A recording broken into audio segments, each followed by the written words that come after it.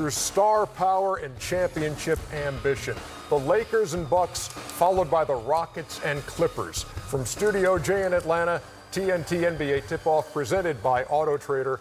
Ernie Johnson, Shaquille O'Neal, Kenny the Jet, Charles Barkley. They will have plenty to say over the next hour. But before you weigh in, let me tell you this as we start in Milwaukee. How rare is this matchup of conference leaders with records this good, 4 losses or fewer, at this date on the NBA calendar, December 19th or later? We've never seen it.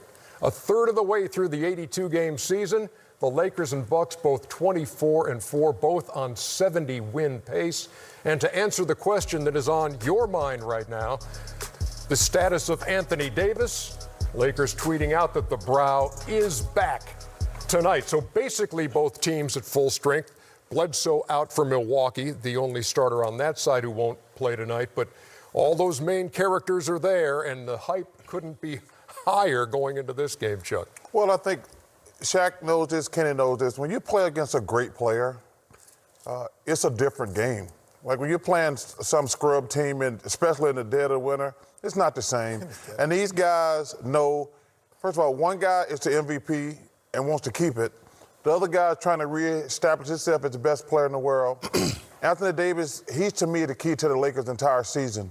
But LeBron said this, he wasn't excited about this game. He's not telling the truth. Anytime you're playing against a guy who's great and people saying he's better than you, it's a different animal. But when you have been around as long as LeBron has and played in as many big games as he has. That's not. Go ahead, Shaq.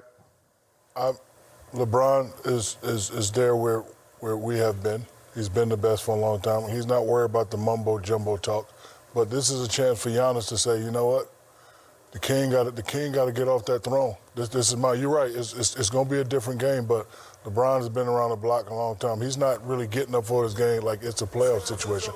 You know he has to come play because he got the young fella trying to take his spot. But I agree with you. It's going to be a different game. It's going to be a very, very intense game. You need games like this in the course of an 82-game season, do you not, Kenny? I mean, where everybody's antenna is up and there's no missing this matchup. Two teams that are 24-4, and here they are head-to-head. It's a game where when one of your teammates misses an assignment, you're a little agitated. Because how do you not know we're sending him baseline? How does he get that basket? How do you not know on the defensive end we're forcing him middle? Like, those are the things that would irritate you. Because those are the things that can only help you win these kind of games because the talent is so high. And I agree with Chuck. There's no way LeBron is not, I don't care what year it is. Man, it's 17. No, but let me tell you why. Don't worry about Chuck. This is why. This is the only reason why. Because when Magic came in and Bird came into the league, they were different. They were different type players. Jordan came into the league. Shaq comes into the league. You know, we had seen everyone else. LeBron, we really hadn't seen. We haven't seen this in Giannis. So when he's trying to take the crown, he knows that this is a guy who could take it because there is no one like him. There is nothing like him. Like, as great as Kobe was, we've seen Jordan, and, and we can say, oh, well, it's kind of like. As great as Shaq was, we've seen Wilt. We've seen nothing like this. No, I think Shaq. I got a question for you. Yeah, go ahead and ask me. Are you trying to tell me when you saw Akeem, David Robinson, and Patrick Ewing, it was the same when you were playing against Greg Ostertag? First of all, that question is not the same as the topic that we're talking about. Yes, it is. No, it's not. No, it's not. LeBron is the upper. He's the lower. So if I'm the upper, I'm not worried about no lower. So when who's lower? No, but hold on. Who's lower? When I came in, I was the lower. Who was lower? Status-wise, Giannis is lower because he ain't win nothing yet. But he's the reigning MVP, and one guy wants to be MVP. Listen. He's all right, but he ain't at LeBron's status Who came yet. for you? Slow it down. Who came for you at your position? What you mean who came for me? Like, you came for Ewing. We saw that. First of all, I remember, if you can't even say it, because I remember the game in Orlando when you dunked on him and you were saying, I'm the new man in here. Exactly. I remember that. How many years ago? I still remember that. Right. It's etched in my head. But to answer Ernie's question, as the elder statesman, the big dog that's been around the block, Giannis, I see you coming, but I ain't really worried. So, when he says I'm not really worried about this game, I kind of believe it. He better be. No, he's not worried. These teams are heavyweights, and as you often see in a heavyweight bout, you get the tail of the tape. Yeah. You see, what defines these teams. Can I say one thing? Yeah, do you want? Don't you ever put Akeem and Osatag in the same sentence ever again. Okay. I'll slap the hell out of you, Chuck. and you look at the numbers with the starting front court, the starting back courts, Milwaukee with better bench production, of course, tied with 24-4 records. The Bucks under Mike Budenholzer and Frank Vogel, the head coach of the Lakers. But so if you're going to give check marks, to the front court, and it's kind of a dicey thing to say, okay, that front court is Anthony Davis and LeBron James.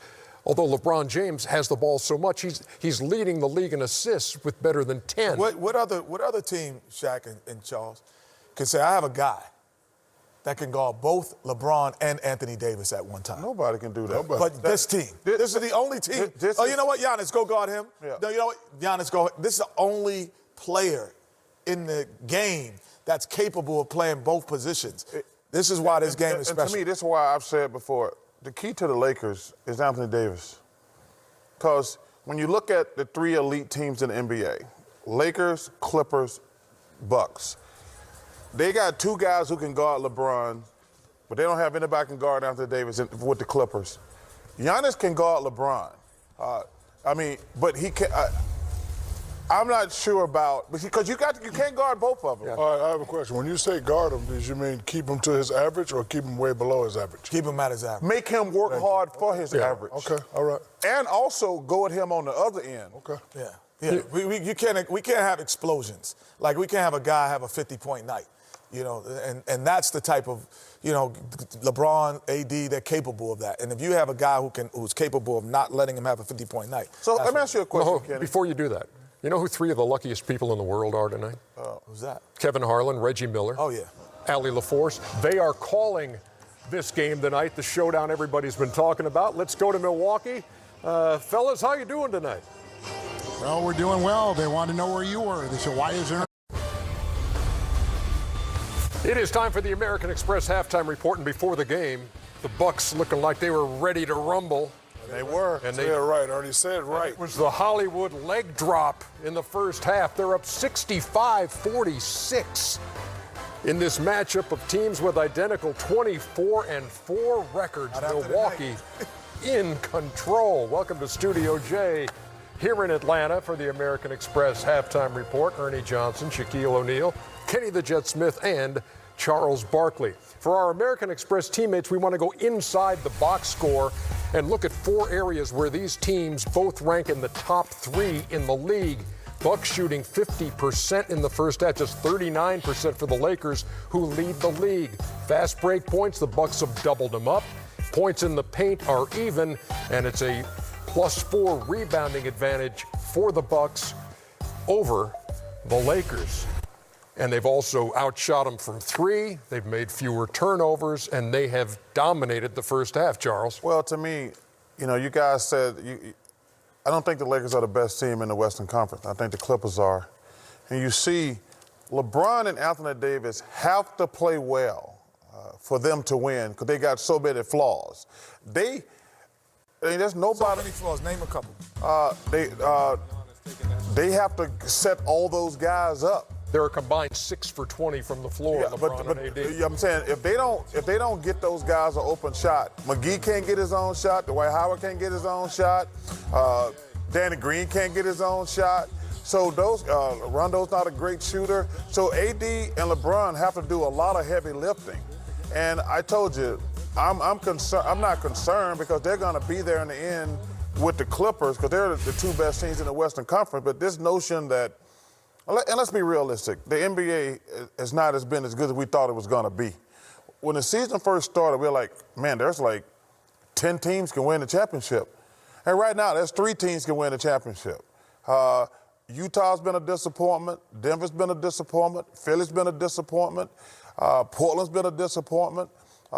Houston is right there. But there's 3 teams that can win the championship right now, and that's it. Kenny, what you got on the board? Well, everyone's talking about the offensive end, but I thought it was more defensively. You are tripping. You are tripping. Oh, my God. You terrible. I couldn't. Hey, Shaq. Yeah. I was going to moonwalk. Hey, slow, man. you could have been like the Dick Pavetta race right there. Yeah, man, that was slow. Yo, That was so slow. I always start I don't talking even know like if I this. can do this, Ernie. That was slow as hell. I really looked and I said, maybe he's playing, Ernie. Oh, my God. Oh, this is hilarious. Hey, Kenny. Do your stuff in slow motion. I'll tell you. So check it out. Here we go right here. We got LeBron James bringing the ball up court. And when you bring it up court against this team that said active hands and active bodies, we get a steal here. Anthony Davis, active hands, active body here. We don't get it. Bennett, more, freeze it here. More active hands, more active bodies because they're in slow motion. So then they go on a defensive end, get hands on the ball, and they're off to the races. This is what they have been doing to the Lakers all the time. And what I do see is, even on pick and rolls when it's not LeBron and you got anyone using it and you got guys doing it, I think, Ernie, the one thing, I'm going to go in slow motion back to the game. I'm going to the game. I'm going to go into the game. Oh, yes, I'm here. I'm in the mean streets of Milwaukee. Ernie, I went by the crib. Everything looks great. Oh, you should see what they've done to the place. But here I am. I got Brown. I'm right now, see ball and man at the same time. What's the most dangerous thing? I have to make a decision because I have to say, am I going to stop the ball or can he make that cross-court pass? If I'm him, I'm going here. I'm going to be like, make the decision. I'm going to be active. I'm going to be active hands, active bodies. Because then, if you're good enough to make that pass, so what? But I'll shake your hand, brother. But I have to be active, and maybe we'll get a turnover. Let me out of here. Let's see the decision he made and see if it was the right one. Active hands, active body. And Ernie, look what I got.